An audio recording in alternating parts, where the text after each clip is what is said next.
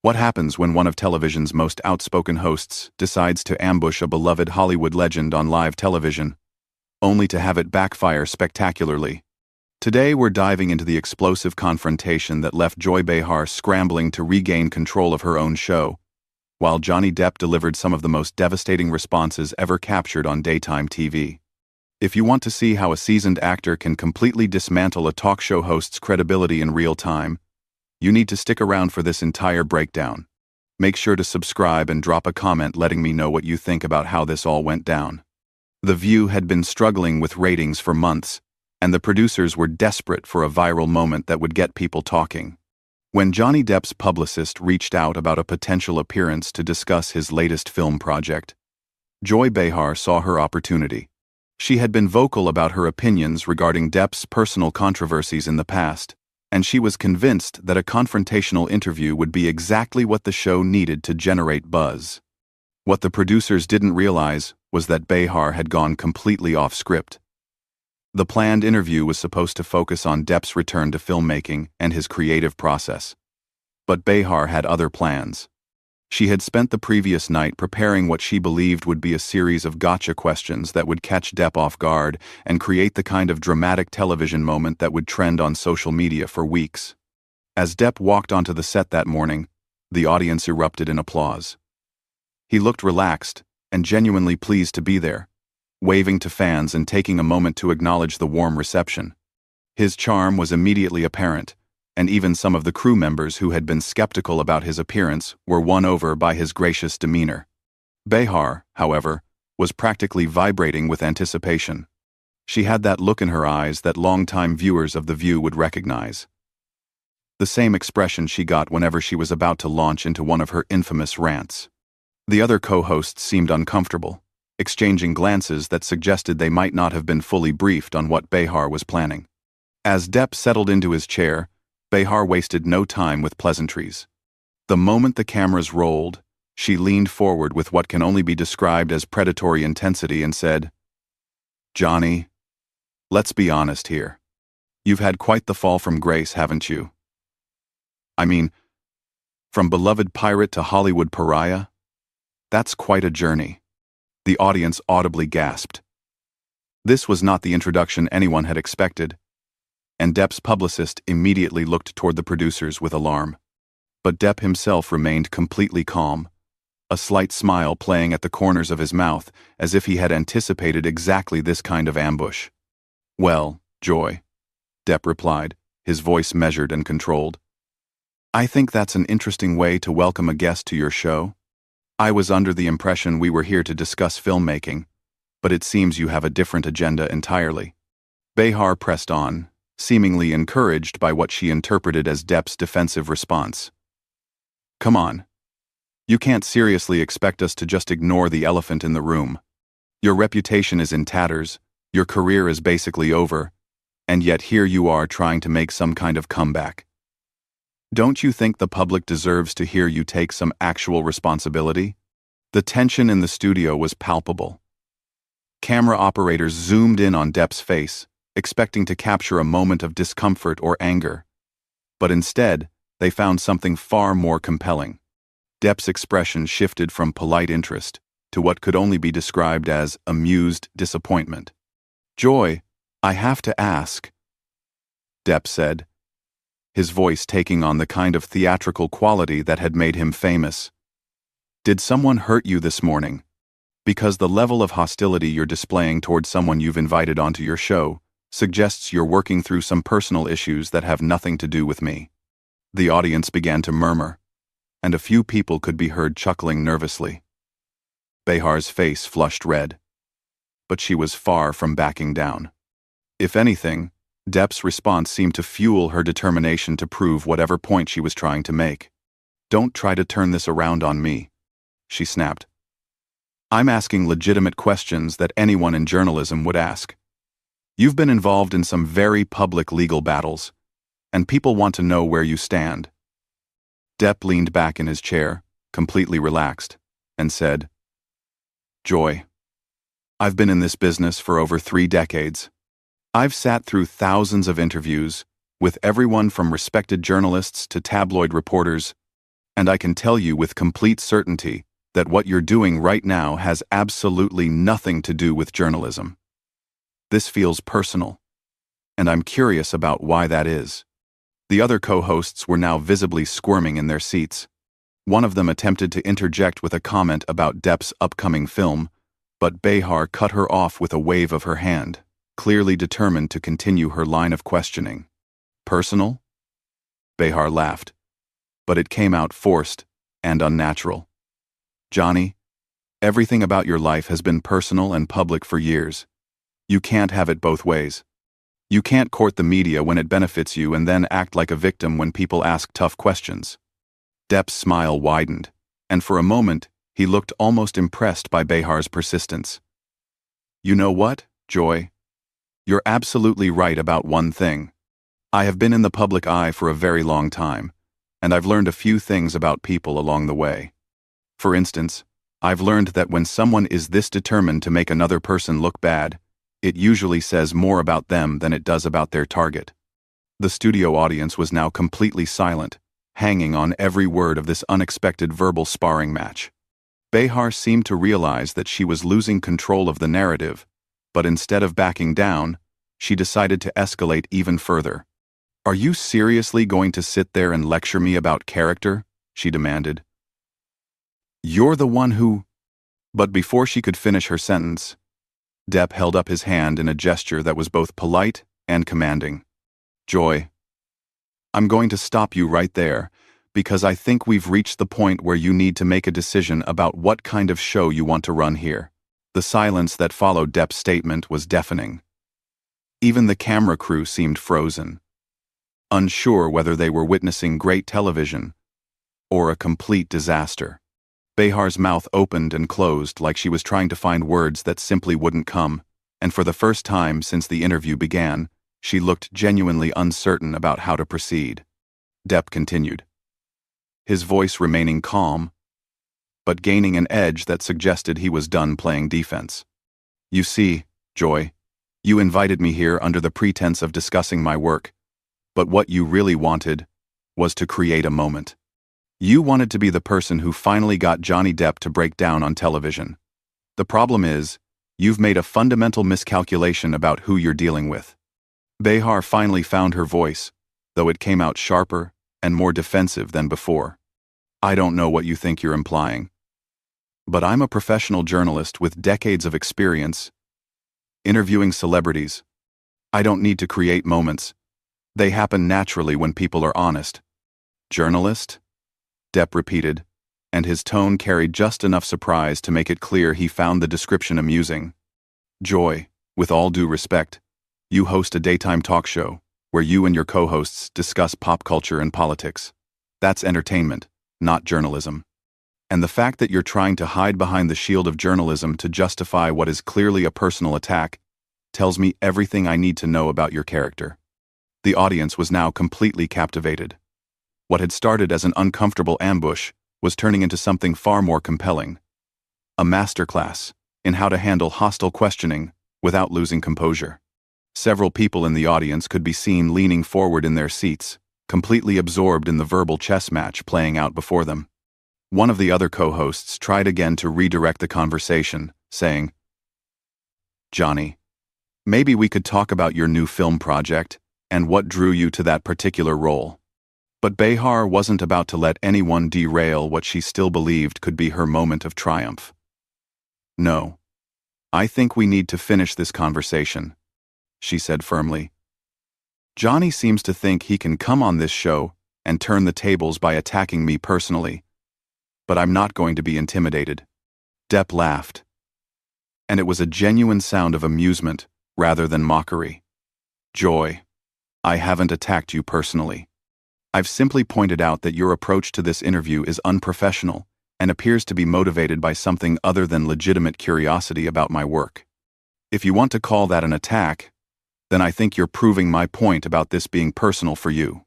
Behar's face was now bright red, and her voice rose as she said, "You want to talk about unprofessional? Let's talk about someone who thinks they can waltz back into Hollywood after everything that's happened, and expect people to just forget about their behavior. There it is. Depp said softly, but his words carried clearly through the studio. Now we're getting to the real issue, aren't we? You're not upset about anything I've done professionally. You're upset because you've decided that I should be punished, and the fact that I'm still working, still creating, still being invited onto shows like yours, that bothers you on a personal level. The accuracy of his observation seemed to hit Behar like a physical blow. She sat back in her chair, clearly struggling to formulate a response that wouldn't confirm what Depp had just suggested. The other co-hosts were now looking everywhere except at their colleague, obviously uncomfortable with how far this had gone. I think, Depp continued, what's really happening here is that you've appointed yourself as some kind of moral arbiter for the entertainment industry. You've decided who deserves redemption and who doesn't. And you're frustrated that the rest of the world doesn't necessarily agree with your assessment. Behar finally exploded. Don't you dare try to psychoanalyze me. I have every right to ask tough questions. And if you can't handle that, then maybe you shouldn't be doing interviews. Joy, Depp said, his voice dropping to almost a whisper, forcing everyone in the studio to strain to hear him. I've handled tougher questions from actual journalists who knew how to ask them without making it personal. What you're doing isn't tough questioning. It's just mean-spirited. And the fact that you can't see the difference is deeply concerning. The camera caught Behar's reaction perfectly. Her face cycling through anger, embarrassment, and something that looked almost like panic. She had clearly expected Depp to either get angry and storm off, or to become defensive and flustered. Instead, he was systematically dismantling her entire approach while remaining completely composed. You know what I think happened here? Depp asked, addressing not just Behar but the entire studio audience. I think someone told you that being aggressive and confrontational would make for good television, and you confused aggression with intelligence. You thought that if you came at me hard enough, I'd crumble, and you'd look like some kind of fearless truth-teller. But the truth is, there's nothing fearless about ambushing a guest on your own show. That's actually quite cowardly. 1. The audience was now completely silent, hanging on every word. Even the other co-hosts seemed transfixed by what was unfolding.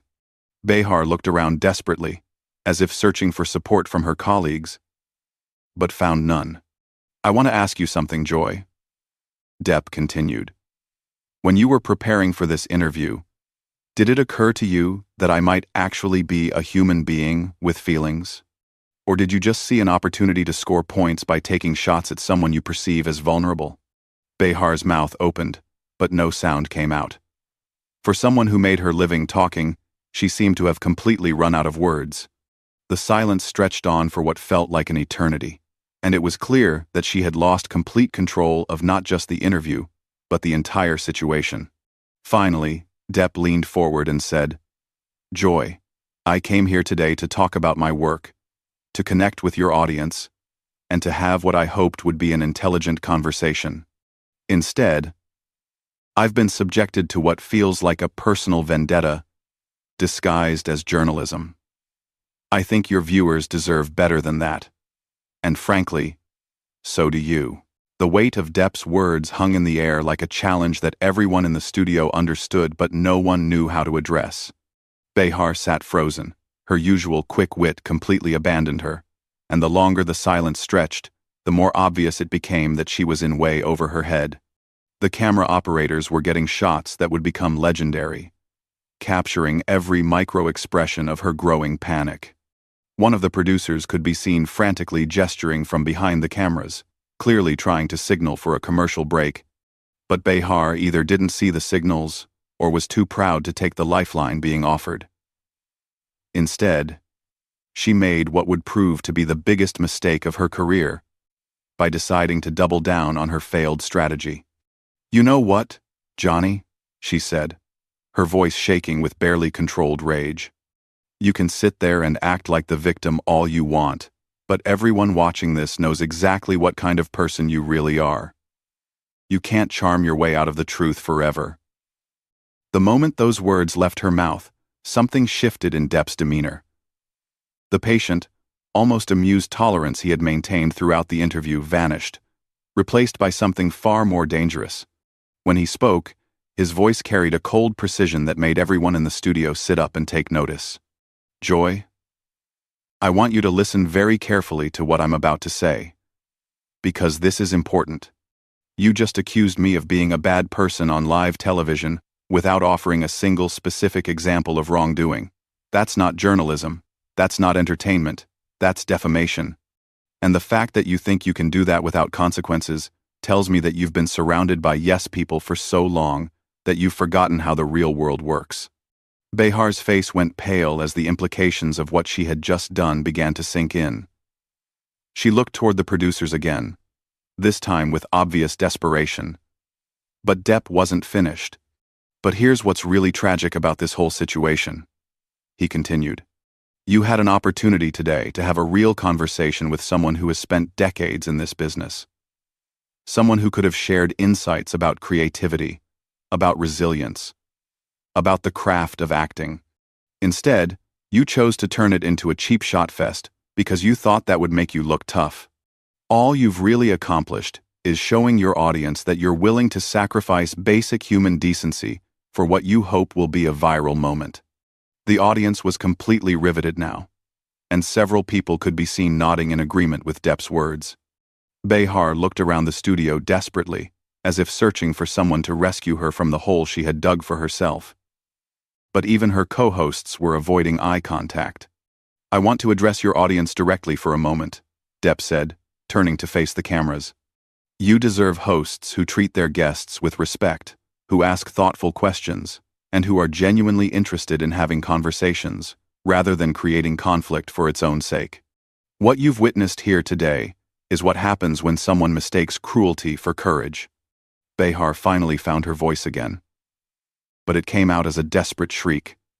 "How dare you lecture my audience? This is my show, and I'll run it however I see fit." "Actually, Joy," Depp replied with devastating calmness, "I think you'll find that this is the network's show, and the sponsor's show, and ultimately, the viewer's show. You're just temporarily in charge of it, and based on what I've seen today, I suspect that arrangement might not last much longer." The look of horror that crossed Behar's face suggested that Depp's words had hit far too close to home. The rumors about declining ratings and advertiser concerns were apparently well-founded, and his casual mention of her potentially tenuous position clearly struck a nerve. "I think," Depp continued, "what we have here is someone who has become so comfortable with being mean that they've forgotten how to be anything else. You've built your career on being the person who says what others won't. But somewhere along the way, you confused being honest with being cruel. And now, when faced with someone who won't be intimidated by your tactics, you don't know what to do." Behar stood up abruptly, her chair rolling backward with such force that it nearly knocked over one of the stage lights. She shouted, "I don't have to sit here and listen to this." "Actually," Depp said, remaining perfectly seated and composed, "you invited me here. So yes, you do have to sit here and listen to this. Unless, of course, you want to walk off your own show, which I suppose would be one way to handle the situation." The challenge in his voice was unmistakable, and Behar seemed to realize that she was trapped. If she walked away, she would look weak and unprofessional. If she stayed, she would have to continue enduring what was essentially a public dismantling of her credibility. Either choice would be humiliating, but walking away would be admitting defeat. She sat back down heavily, but her attempt to regain control was pathetic to watch. "We're going to take a commercial break," she announced, her voice barely steady. "No," Depp said firmly. "We're going to finish this conversation first." The power dynamic had shifted so completely that even Behar's own crew seemed to be taking orders from Depp now. Nobody moved to cut to commercial, and the cameras kept rolling as he delivered what would become the most quoted lines of his entire career. "Joy, I want you to remember this moment," he said, his voice carrying the kind of theatrical weight that had made him one of the most respected actors of his generation. I want you to remember what it feels like to realize that your cruelty has consequences. Because someday, when you're wondering why people stopped taking you seriously, why your show got canceled, why your friends stopped returning your calls, you'll think back to today and understand that it all started with your decision to be needlessly cruel to someone who came here in good faith. Behar finally cracked completely. Tears started streaming down her face as she shouted, "Cut the cameras! Cut them now! This interview is over." But the damage was already done. As the studio erupted in chaos, with producers running around, trying to figure out how to salvage the situation, Depp sat calmly in his chair, looking like a man who had just taught a masterclass in how to handle a bully. The footage would be online within hours, and by the end of the day, Joy Behar's name would be trending worldwide for all the wrong reasons. The irony was perfect. In trying to destroy Johnny Depp's reputation, Joy Behar had instead destroyed her own credibility so thoroughly that she would never fully recover from it. And all because she had forgotten the most basic rule of television: if you're going to try to take down a master performer, you better make sure you're prepared for them to perform right back. What did you think about how Johnny Depp completely dismantled Joy Behar's attempt to ambush him? Did she get what she deserved? Or did he go too far in his response? Drop a comment below and let me know your thoughts. And don't forget to subscribe for more breakdowns of the most explosive moments in entertainment history.